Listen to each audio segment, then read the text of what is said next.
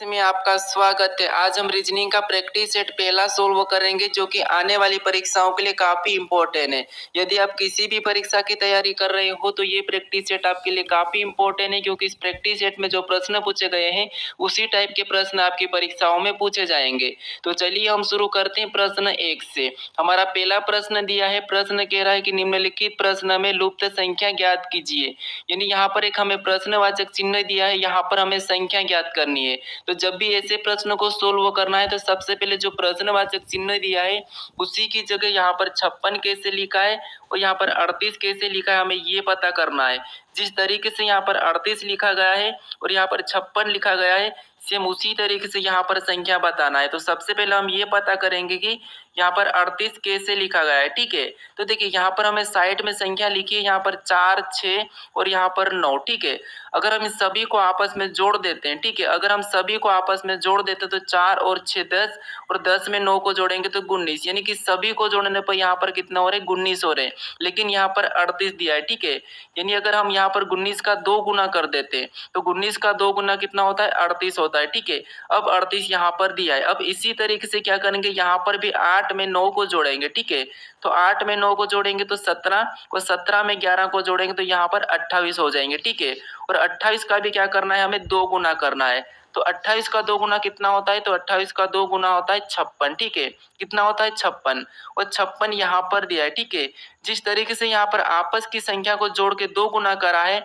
हम भी यहाँ पर आपस की संख्या को जोड़ेंगे और 2 गुना करेंगे। ठीक है, तो 12 में 13 को जोड़ेंगे तो यहाँ पर कितने हो जाएंगे, 25 और 25 में 11 को जोड़ देंगे तो यहाँ पर हमारे कितने हो जाएंगे, 36 हो जाएंगे। ठीक है, और 36 का भी हम क्या करेंगे, 2 गुना करेंगे। तो 36 का 2 गुना कितना होता है, तो 36 का 2 गुना होता है 72, यानी कि 72।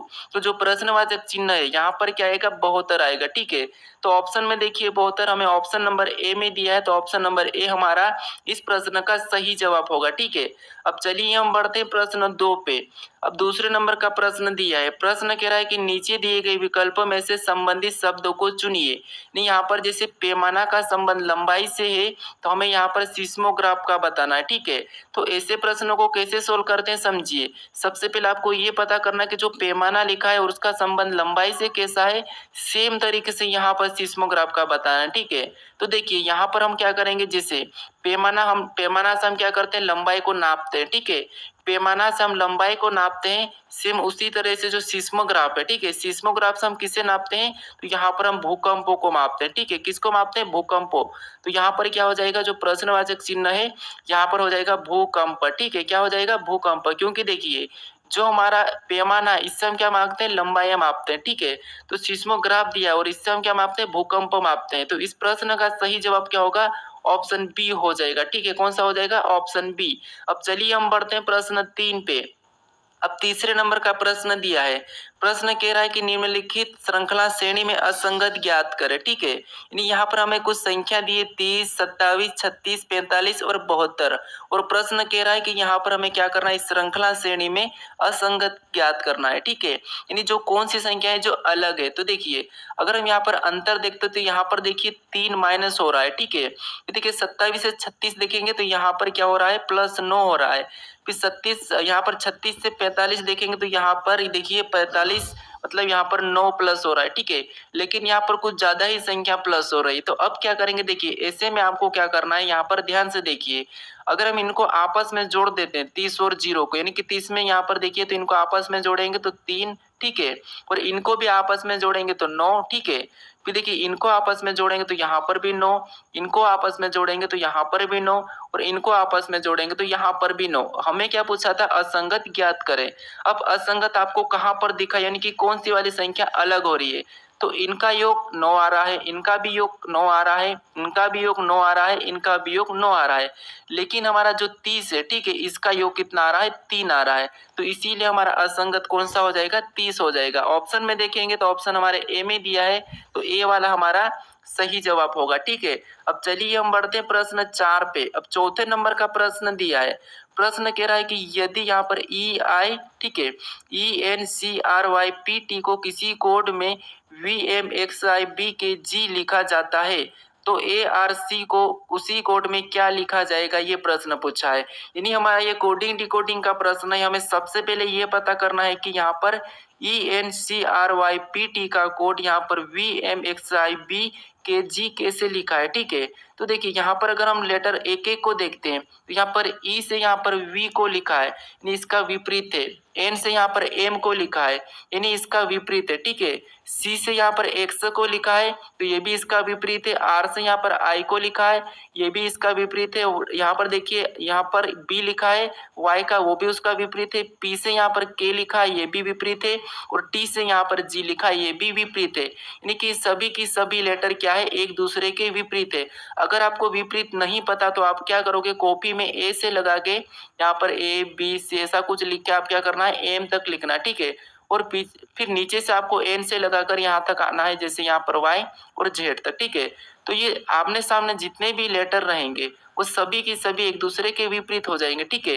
जैसे आपको यहाँ पर मिला है एन का यहाँ पर एम लिखा है, ठीक है, और यहाँ पर है, ठीक है। तो ये आपको करना है अगर ये आपको याद नहीं है तो। अब देखिए यहाँ पर हम क्या करेंगे, इसका विपरीत बताएंगे। तो ए का विपरीत क्या होता है, जेड होता है। आर का विपरीत क्या होता है, तो आर का विपरीत आई होता है। और सी का विपरीत क्या होता है, तो सी का विपरीत होता है एक्स। अब हम ऑप्शन में देखेंगे जेड आई एक्स, तो हमें ऑप्शन नंबर ए में यानी बी में दिया है, तो ऑप्शन हमारा बी इस प्रश्न का सही जवाब हो जाएगा, ठीक है। अभी तक आप इस चैनल को सब्सक्राइब नहीं करें तो प्लीज आप सब्सक्राइब जरूर कर लीजिएगा। अब चलिए हम बढ़ते प्रश्न 5 पे।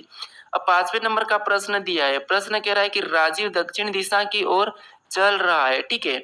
वहां 2 बार दाई ओर मुड़ता है और फिर दाई ओर मुड़ता है। अब वहां उसके सम्मुख कौन सी दिशा में, यानी दोस्तों देखिए ये प्रश्न कह रहा है कि राजेश दक्षिण दिशा में चल रहा है। यानी देखिए दिशा में आपको पता होना चाहिए, जैसे दिशा हमारी 4 प्रकार रहती है, जैसे ऊपर की ओर उत्तर, नीचे दक्षिण और राइट में पूर्व और लेफ्ट में पश्चिम, ठीक है।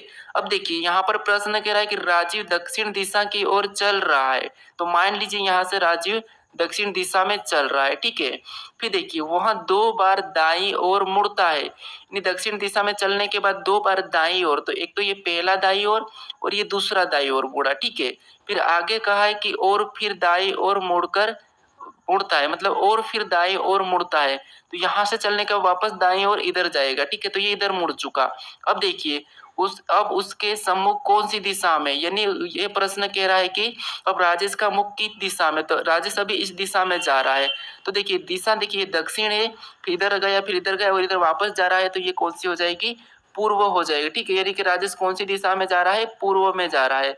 तो ऑप्शन में देखेंगे पूर्व हमारी ऑप्शन सी में दिया है, तो ऑप्शन सी हमारा इस प्रश्न का सही जवाब हो जाएगा, ठीक है। अब चलिए हम बढ़ते प्रश्न 6 पे।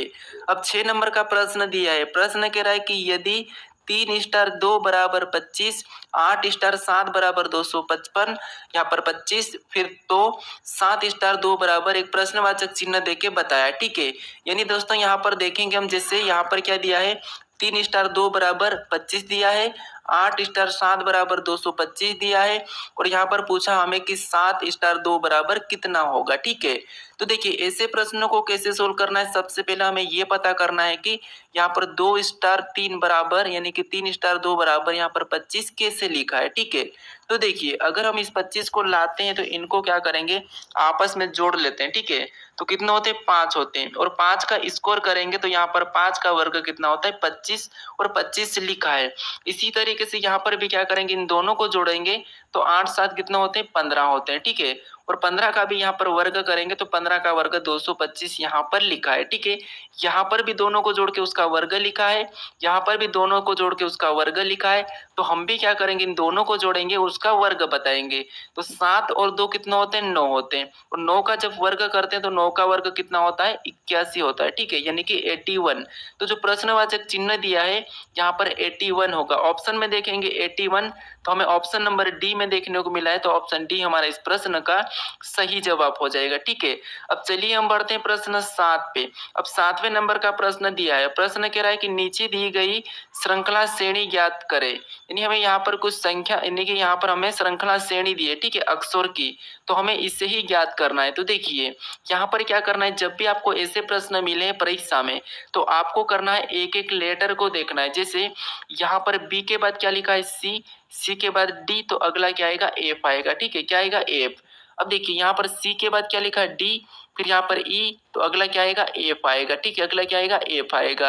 अब और भी देखेंगे तो और देखिए यहाँ पर जैसे ये एफ के बाद क्या लिखा है जी, जी के बाद एच, तो अगला क्या आ जाएगा आई आ जाएगा। ठीक है, अगला क्या आ जाएगा आई। अब ऑप्शन में देखेंगे हम कि एफ, ठीक है एफ फिर आई, एफ एफ आई ऑप्शन में देखेंगे तो ऑप्शन हमें यहाँ पर देखिए ऑप्शन ए में मिला है, तो ऑप्शन ए हमारा यहाँ पर सही होगा। आप मुझे कमेंट करके जरूर बताइए कि आपको प्रश्न समझ में नहीं आ रहे या आ रहे हैं। ठीक है, अब चलिए हम बढ़ते हैं प्रश्न 8 पे। अब 8वें नंबर का प्रश्न दिया है।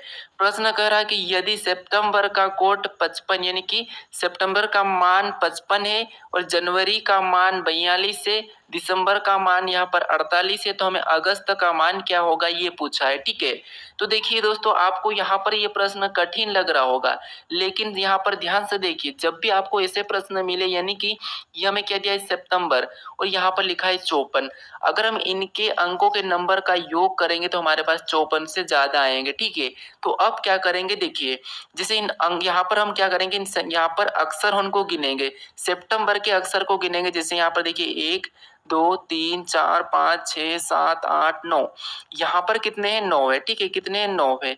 अब देखिए हमें क्या यहाँ पर दिया है 54 दिया है, अगर हम 9 का 6 के साथ गुणा करते हैं तो यहाँ पर कितना होता है 9 छिंग 54। ठीक है, कितना होते हैं 9 छिंग 54।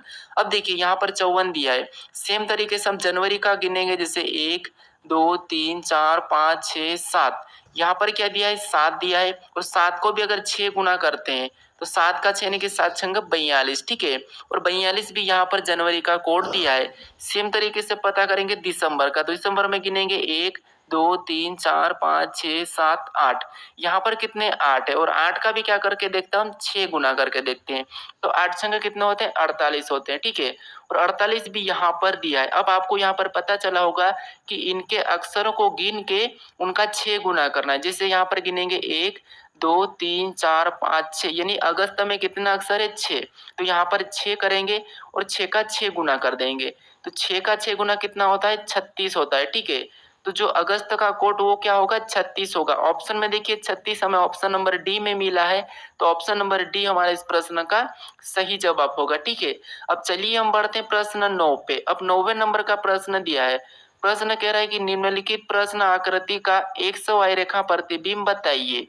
यानी दोस्तों इस आकृति का प्रतिबिंब इधर साइड कैसा बनेगा यह हमें पूछा है। ठीक है, तो देखिए यहाँ पर क्या करना है, हमें सबसे पहले ऐसी आकृति मिले तो हमें किसी एक अक्षर को लेके चलना है। जैसे यहाँ पर हम मान लेते हैं जेड को लेते हैं। ठीक है, तो जेड इधर आके कैसा बनेगा ऐसा उल्टा बन जाएगा। ठीक है, तो हमें उल्टा जेड देखना है, तो यहाँ पर तो एन दिया है मतलब ऑप्शन ए नहीं होगा, यहाँ पर भी एन दिया है उल्टा तो ये भी नहीं होगा, यहाँ पर जेड हमारा सीधा दिया है तो ये भी नहीं होगा। हमें उल्टा जेड सिर्फ कहाँ पर दिया है तो देखिए यहाँ पर दिया है। ठीक है, क्योंकि तो ये भी तो हमारा सीधा ही जेड है, यहाँ पर भी सीधा है और ये उल्टा एन है, तो हमें ऑप्शन नंबर कहाँ पर मिला है डी में मिला है, तो ऑप्शन डी हमारा यहाँ पर सही होगा। ठीक है, इस तरीके से अगर प्रश्न को सोल्व करोगे तो आप कुछ ही सेकंड में सोल्व कर लोगे। अब चलिए हम बढ़ते हैं प्रश्न 10 पे। अब 10वें नंबर का प्रश्न दिया है। प्रश्न कह रहा है कि निम्न आकृति में वृत्तों की संख्या ज्ञात कीजिए, यानी हमें यहाँ पर क्या करना है वृत्तों की संख्या गिन के बताना है। भले ही प्रश्न आसान है लेकिन फिर भी हमें ध्यान से गिनना चाहिए। जैसे यहाँ पर देखिए गिनेंगे तो 1 फिर 2 3 4 5 6 और ये बड़ा 7। ठीक है, फिर 8 9 10 11 12 13 फिर 14 15 16 17 18 19, यहाँ पर टोटल गिनने पर कितने हो रहे हैं 19 हो रहे हैं। ठीक है, तो यहाँ पर 19 हम ऑप्शन में देखेंगे तो 19 हमारा ऑप्शन नंबर ए में दिया है, तो ऑप्शन ए हमारा यहाँ पर सही जवाब हो जाएगा। ठीक है, तो आपको क्या करना था यहाँ पर वृत्तों की संख्या गोल वाली संख्या गिन के बताना था। अब चलिए हम बढ़ते हैं प्रश्न 11 पे। अब 11 नंबर का प्रश्न दिया है। प्रश्न कह रहा है कि बी ए बी का संबंध सी ई सी से है तो डी आई डी का संबंध बताना। ठीक है, तो इस प्रश्न का आपको सही जवाब क्या है ये मुझे कमेंट करके बताना। ठीक है, तो आज का ये होमवर्क है। ठीक है, तो आप मुझे इसका सही जवाब क्या है कमेंट करके जरूर बताएं। ठीक है, चलिए अभी तक आप इस चैनल को सब्सक्राइब नहीं करे हो तो प्लीज सब्सक्राइब जरूर कर लीजिए दोस्तों, क्योंकि आप वीडियो देख लेते हो लेकिन सब्सक्राइब नहीं करते हो, तो सब्सक्राइब जरूर कर लीजिए और वीडियो को शेयर भी जरूर कर दीजिएगा। ठीक है, और अभी तक लाइक नहीं किया तो लाइक भी जरूर कर ले ताकि हमें भी कुछ मोटिवेट मिले। ठीक है, तो आप बताइए कि इसका सही जवाब क्या है जो प्रश्नवाचक चिन्ह है यानी कि डी आई डी का संबंध किससे। ठीक है, चलिए हम मिलते हैं अपने नेक्स्ट वीडियो में।